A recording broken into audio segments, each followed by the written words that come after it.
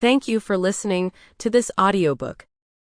This is The Emperor's Promise, written by Katheryn Rosseau and narrated by Google Play auto-narrated voice, Michelle.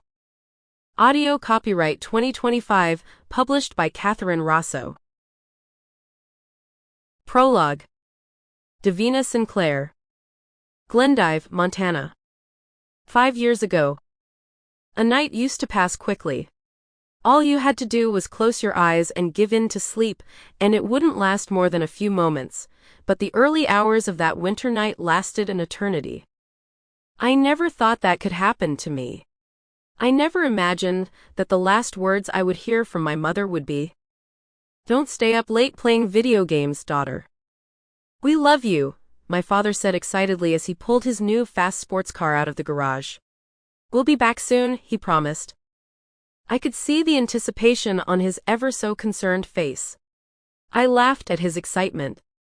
Mom used to say that men were just big boys, and that was exactly how I saw him at that moment, excited to take his new acquisition for a spin, like a young man taking his girl for a ride in his new car. I waved from the porch, waiting for the moment when they would return in the dead of night, waking half the neighborhood with the loud roar of the engine. But that never happened. Dad was unable to keep his promise. I waited and waited, playing just a little bit more, beating another level, all the while listening carefully to whatever was happening outside.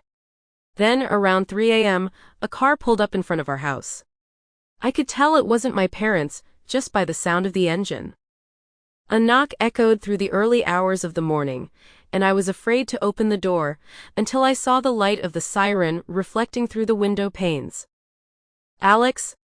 I opened the door and widened my eyes when I came face to face with one of my cousins, who, like my father, was also a police officer. "Davina?" He sighed, his haggard face highlighting his red eyes. "What happened?" I asked. A painful knot compressed my chest in fear of the answer. And it was at that moment that everything changed, as the dawn blew a fresh and solitary air, completely oblivious to the sharp and uncontrolled pain that took over my chest. I lost everything I had. I lost the one I loved most, my protection, my world. Now I was alone. A police officer's funeral was honorable and very beautiful.